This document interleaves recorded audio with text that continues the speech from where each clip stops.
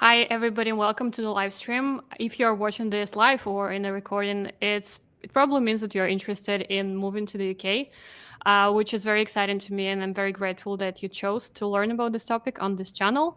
If you're new here, welcome. My name is Nadia, and on this channel, I share information about immigration to the UK for talented IT professionals like you.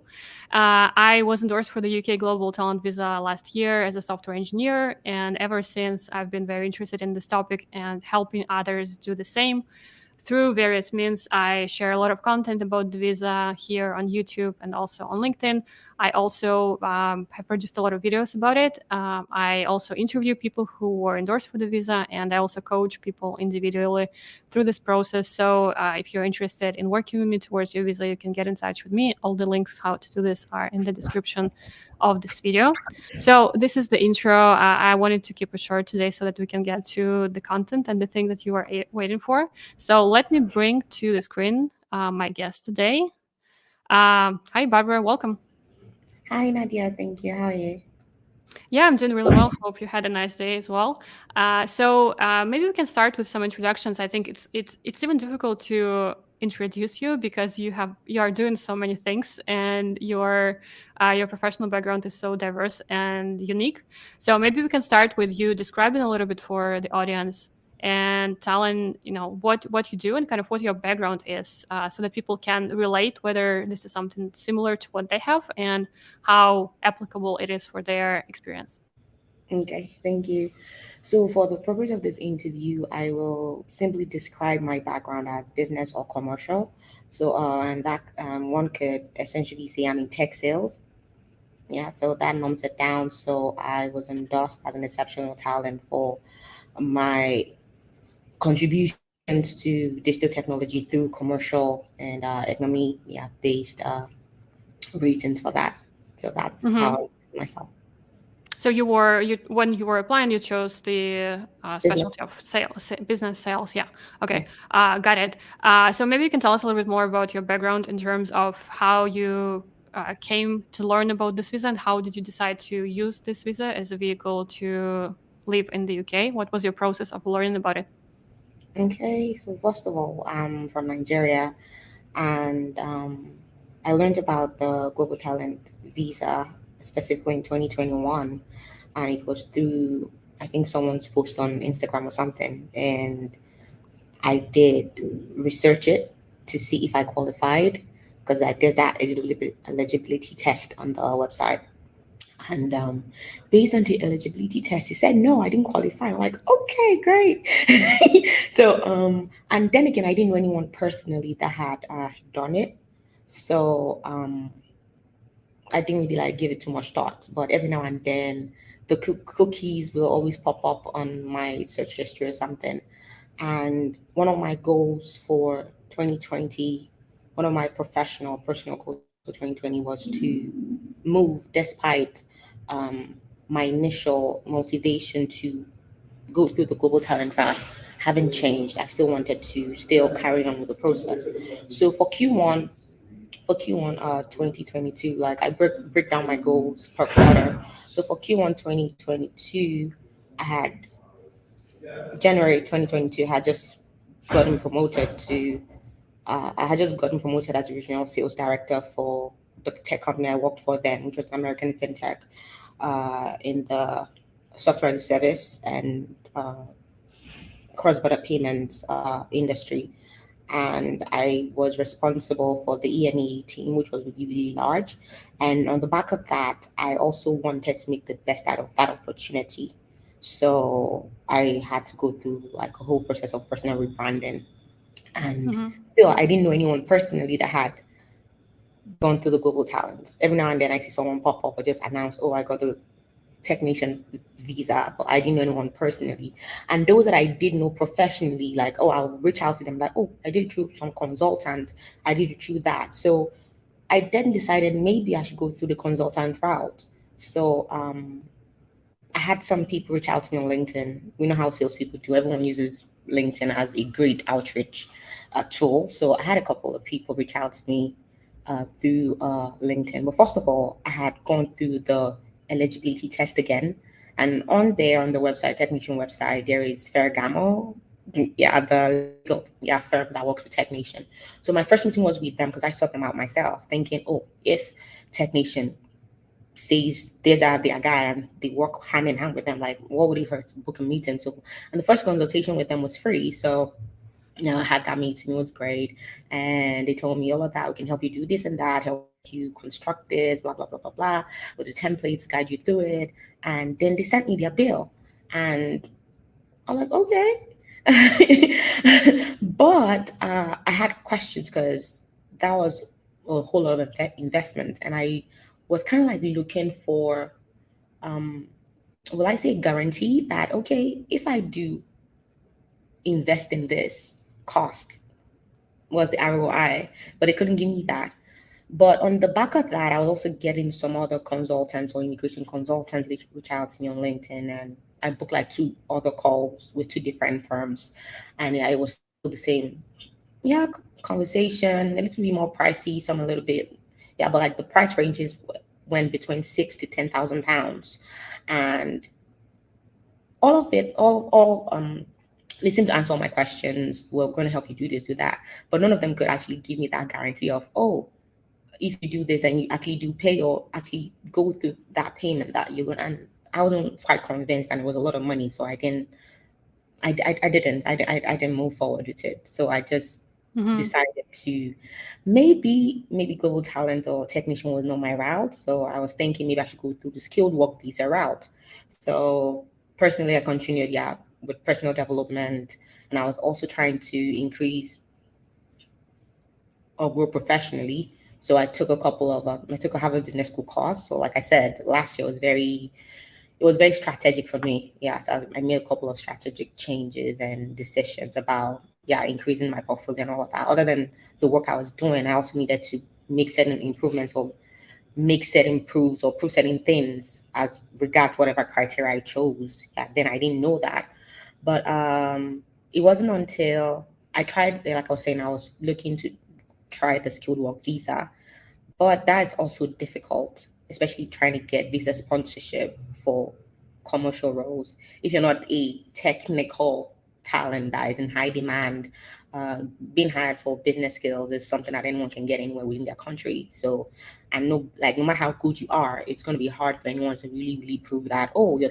like the best salesperson and we need you. Hence, we have to convince the home office that we need you in our country. So, like, while I had lots of um, recruiters work with me.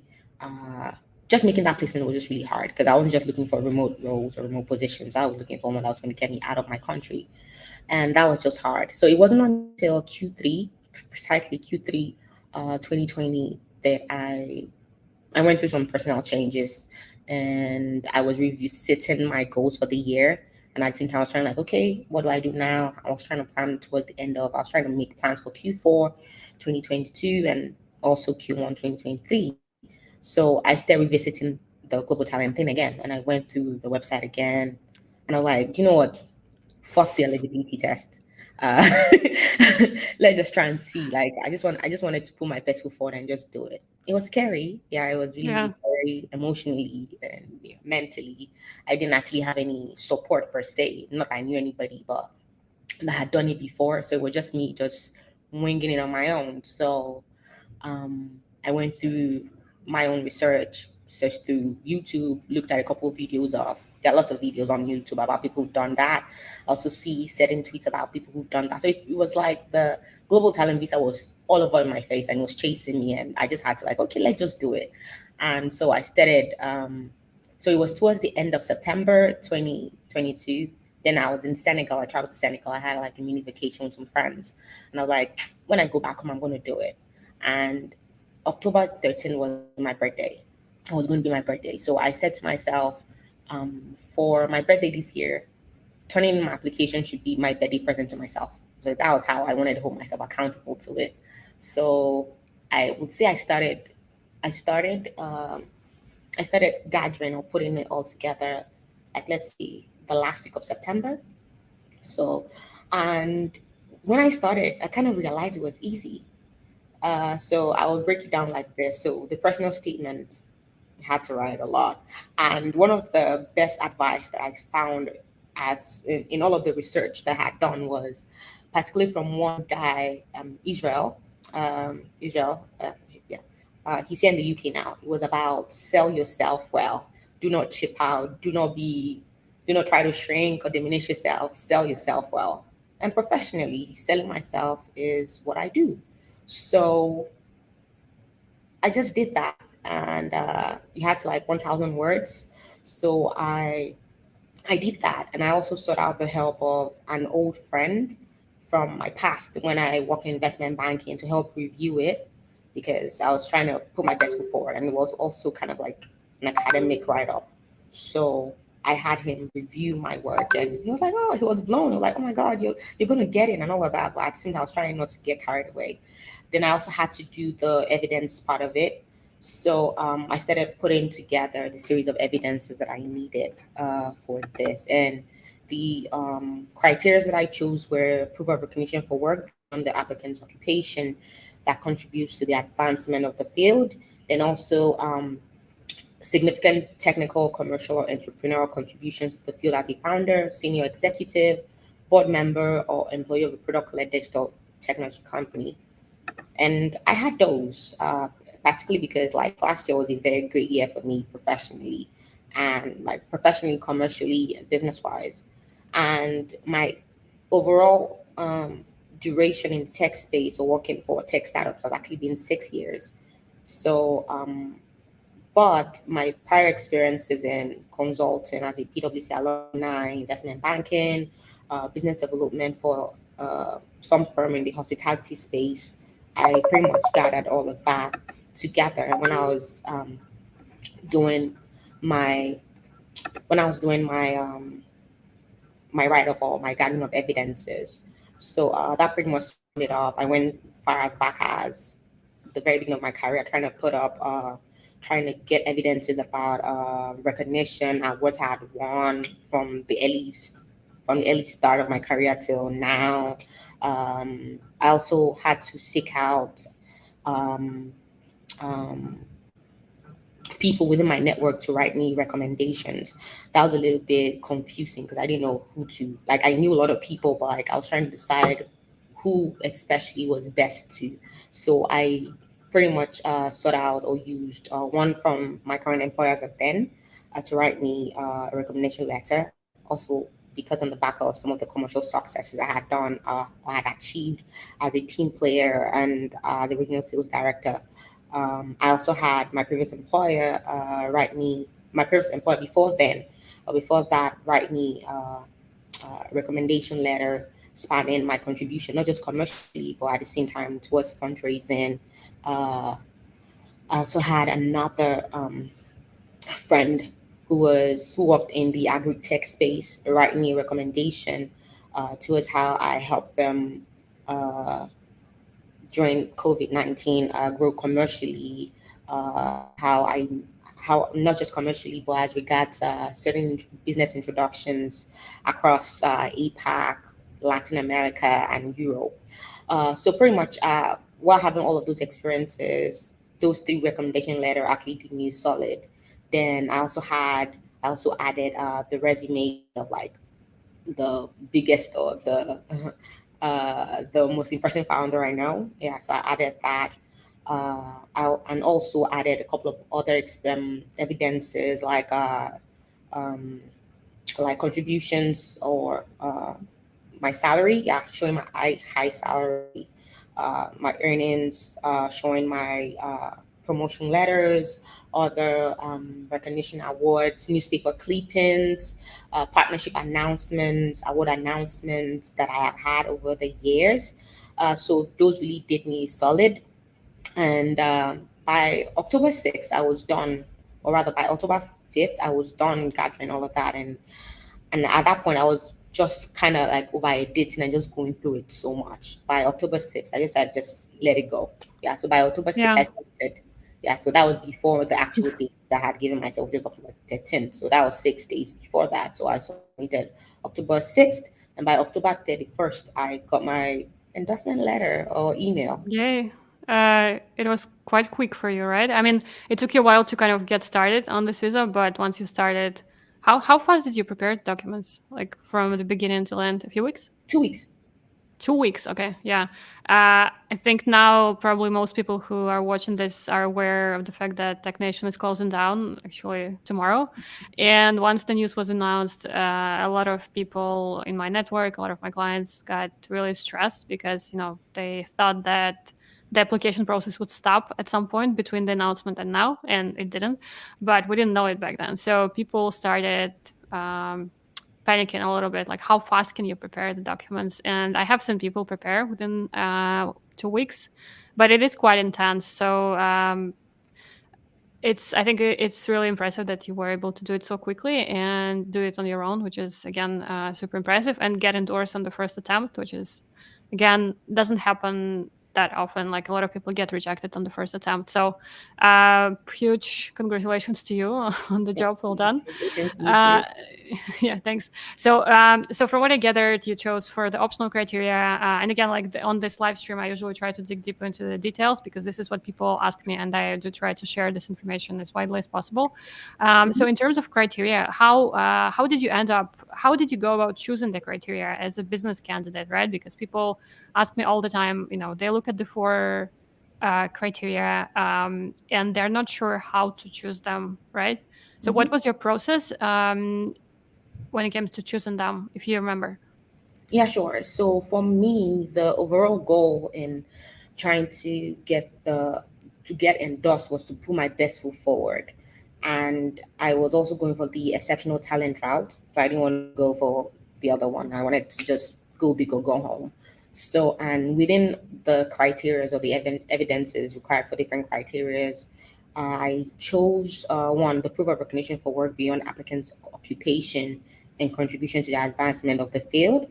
So for that, outside of work, I also serve as a tech startup mentor for different American tech accelerators, pretty much in the revenue generation department. So I pretty much advise founders, budding founders looking to raise money, help them raise money, and also like help them navigate that. On another hand, I'm also an angel operator.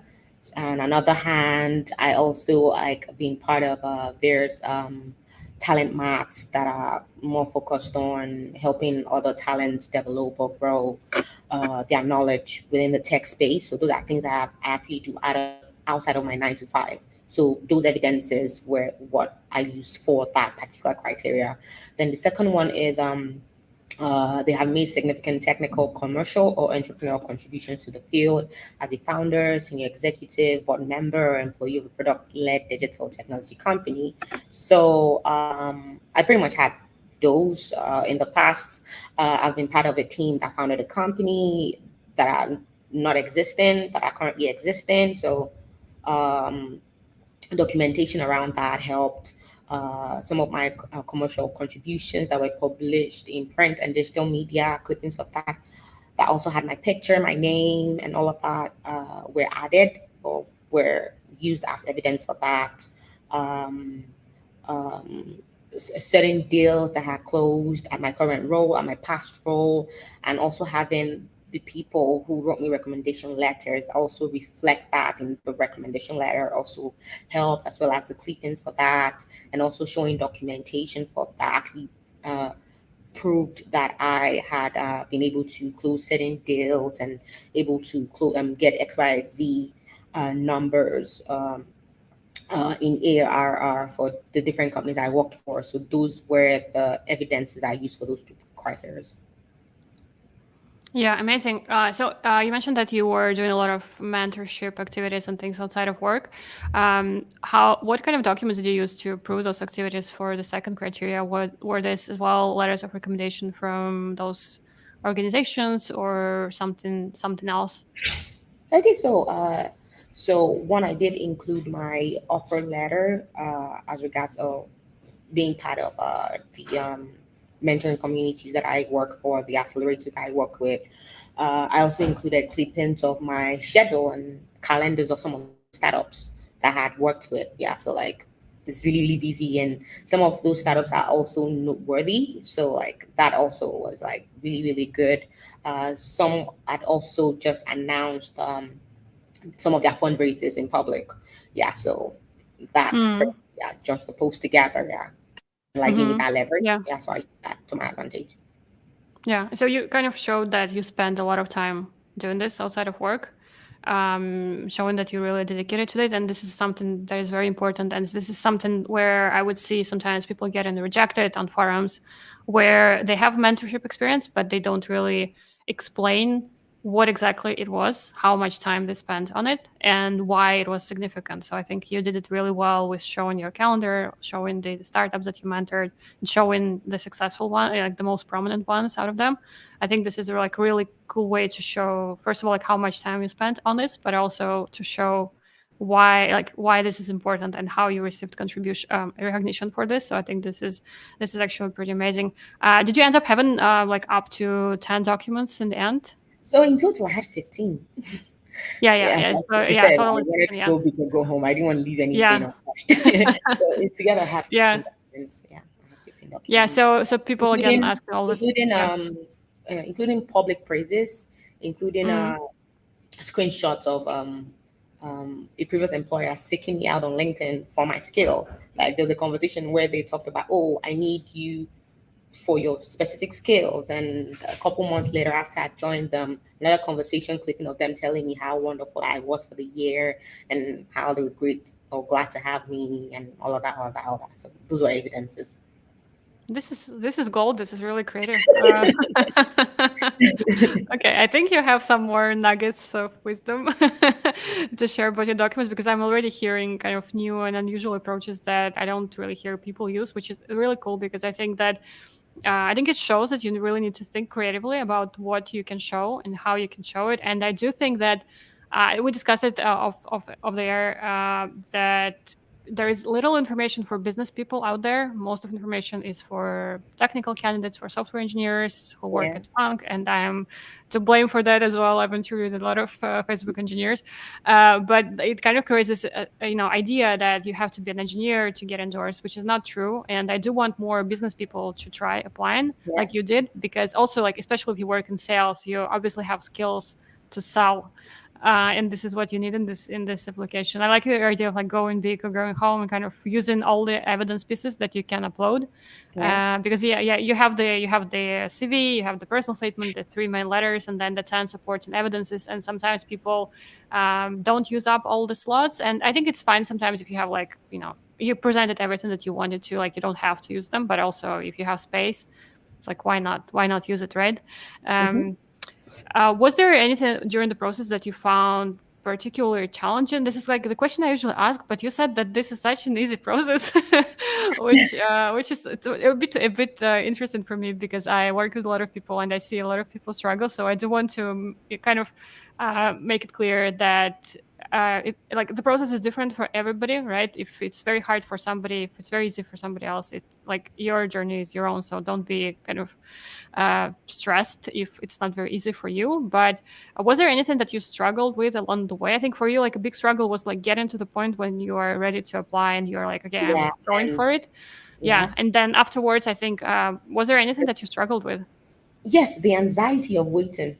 I Mm. was dying like morning, afternoon, night. If I went like I could barely sleep. Yeah, I could barely sleep. Like I think yeah, between October 6th to October 31st when I got my endorsement email, I think let's just call that 3 weeks. Yeah, I probably didn't sleep well. The anxiety Mm. was so crushing, not knowing what I Yeah. needed. Sometimes I'll go back to my personal statement or some of the other recommendation letters or whatnot, and I'll spot typos. And I'm like, oh my god, oh my god, oh my god, oh my god. But sometimes I just have to just close it and just have to be like, you know what? Mm, yeah, but when I got that Yeah. email, the morning I got, and funny enough, I got the email on the morning of October 31st, but I didn't see it on time. I didn't see it on time because I was busy with work. So I got to see it in like, let's like 2 p.m. And when I saw it, my heart was racing really, really, really fast. And I just skipped to like the second paragraph, like, okay, what did I get or not? And like, yeah, boy, it was wonderful.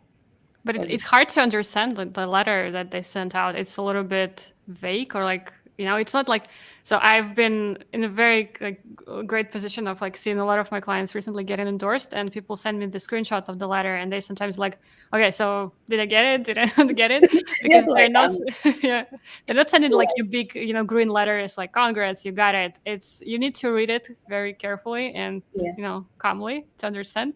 But also, like, if you're right now waiting for your decision, know that if you get rejected, then you would see a special form attached that explains why exactly you got rejected. So that's kind of an easy way to understand if you got rejected or not. But Hmm. then if you don't see this form, you need to read carefully and try to understand whether you were endorsed for promise or talent, Hmm. because it's also confusing. But then I think you're kind of good to go. So in terms of your personal statement, I've come to think that personal statement is actually one of the most important documents and the ones that you can use to the most advantage in your case, because it Yeah. gives you a chance to explain your Tell story, us. to connect the dots. Yeah. So maybe you can share some tips on like how a salesperson, sales professional can think about the personal statement. What should they put there, or maybe like how you thought about it and what you think helped you get endorsed, because clearly you had a very successful application.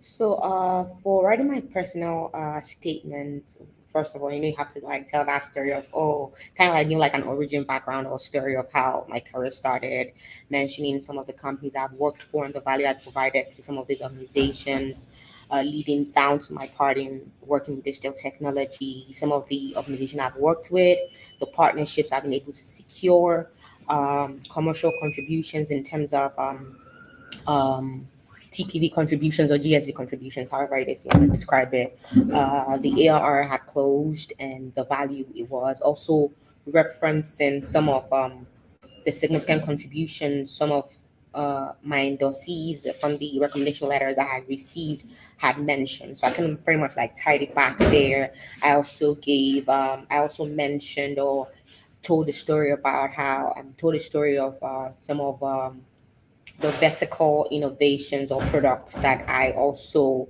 engineered or started from the ground up, managing that, being able to convince my team to try it out, building now from the ground up with the tech teams and all the way to fruition, and how it then eventually became a viable product and the commercial contribution it added to the company because I thought about doing something different and it finally worked out. Yeah, so I give examples of that. Also give examples of how that also explained how moving to the UK was important to me, why it was important to me, why I wanted to do it, why it was imperative that they gave me that shot. Um, also told the story where I wanted to live, what I wanted to do when I got there, when I get to the UK, now that I'm here, and also give an example of a recent back then a recent UK edtech founder who has reached out to me because it was in my Harvard Business School alumni network and needed help with fundraising and how I was able to make significant contribution by introducing him to some VC that eventually did invest in his business. And but as much as I like telling that story, but as much as not exposing him, like showing that okay, I did this, but at the same time not putting out their vital information there. I also had like seek out their permission to be able to include that there. So please don't just go out including anybody. Yeah. Yeah, because they actually do go and check those things.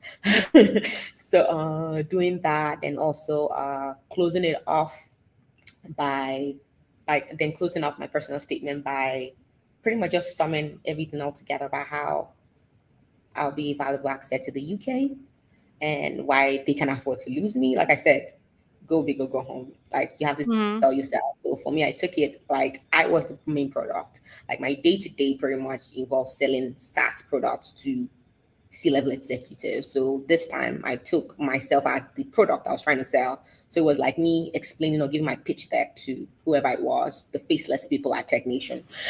like, oh, this is why I can afford to lose me and all of that. And it all turned out well, I guess. Yeah. Yeah, amazing. I agree. I think those are all great thoughts. Just about selling yourself, creating your own pitch, and treating yourself as a product that you're selling, and kind of your whole application actually as a product. Because Hmm. I assume that the kind of your whole application, despite it being 45 pages or however long it was. It kind of told a consistent story of you being a leader and somebody who has made so much impact. But also, I think it's important to show them that not only like why you want to be in the UK, but also what you will do for the UK, right? To show your own kind of personal contribution, like what you will do for the country, basically.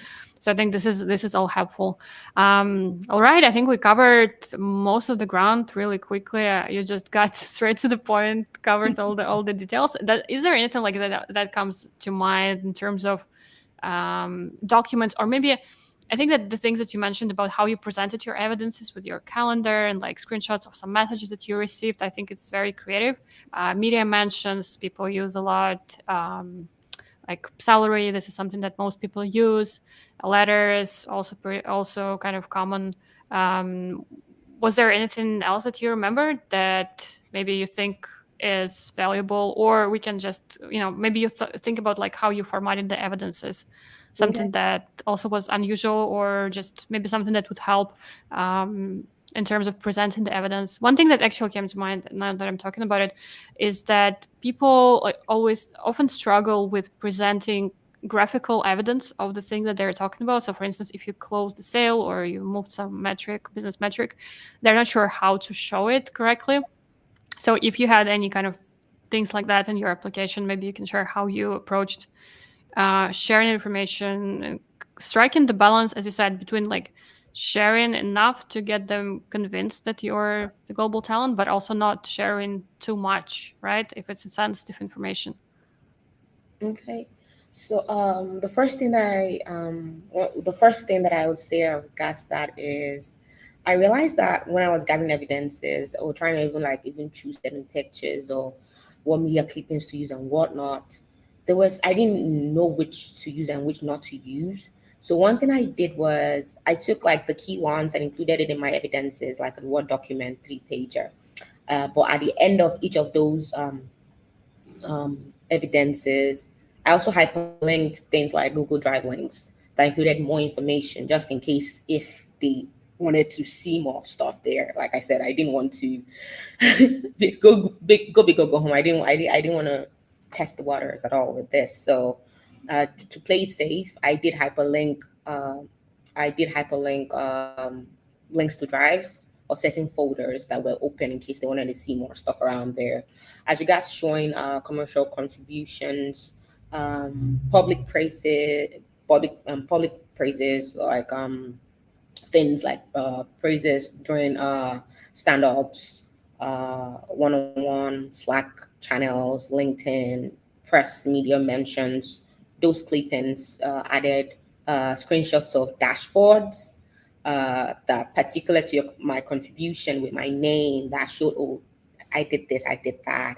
A senior leader or a founder publicly praising me with specifics on, oh, you did this, you did that. And yeah, it being out there, as long as it reflected the point I was trying to make, it reflected my name, the significant contribution I had done, and the value that showed. I included that. I included a clipping of a screenshot of it in Mhm. as part of my evidences. Yeah, so that. Yeah, this is brilliant. I think it's important to remember, like, if you're getting a screenshot, because sometimes people would hear screenshots and they would just get some screenshots and like not really explain what's happening on them. I think it's important No, to yeah. So like understand, I like, yeah. always use the text box. So like in the Word document, when I include pictures, I always include text box by the side explaining what that was specifically. So I'll give an example. So as part of an additional evidence that I provided for a print text that I worked with a couple years ago. Um, One of the significant contribution that I had for that was a partnership with Canva. We all know Canva and how great they were. So I was able to snag a partnership with Canva with them at making them the first Canva partner in Africa and the third globally to partner with Canva, where the API integrations, where by simply designing whatever it was on Canva, you could send it to print uh, to the company and they print it and deliver it to you globally. Yeah, so including a screenshot of That, as well as the media mention or announcement of that partnership and all of that, was significant or was useful. That was an additional evidence. It wasn't like part of my core evidences because, like I said, when I was trying to decide who was going to write me a recommendation letter, I had a head full of so many people I could ask, but at the same time I was trying to be very strategic around it.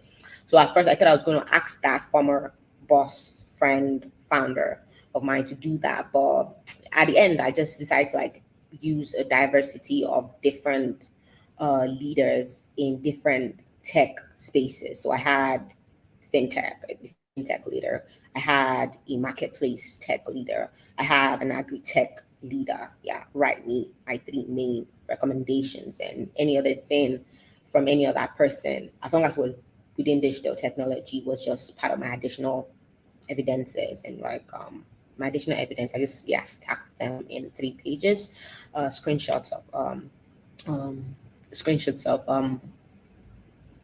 of announcements, partnership announcements, screenshots of media clippings, newspaper clippings, hyperlinks to that, podcasts that I had done, interviews that I had done, um, both pictures, also hyperlinking like the drive link to more pictures, or videos to conferences I had also done, speaking at different panels. So those were all part of my additional evidences. So that's what I say.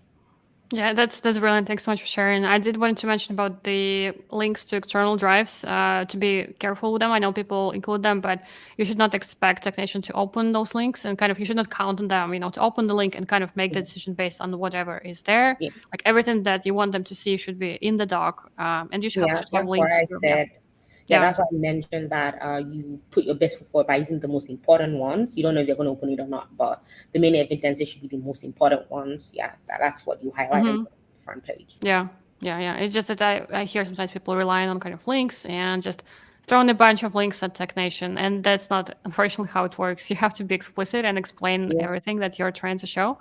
And I think you did a great job there as well. Cool. Yeah, I think we discussed all the documents. Are there any kind of final words of wisdom that you'd like to share with people who are maybe thinking of applying? Maybe they are, again, not sure if they apply. Also, maybe they also took that test that people tell me about. And like, so a lot of my guests on this channel actually took the test, and a lot of them weren't eligible.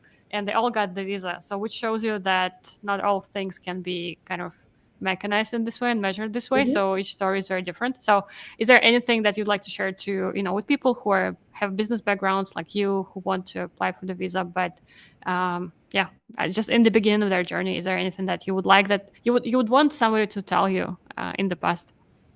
Okay, so I would say generally, whether you're a core tech person or you're in the business, this application is basically about selling yourself.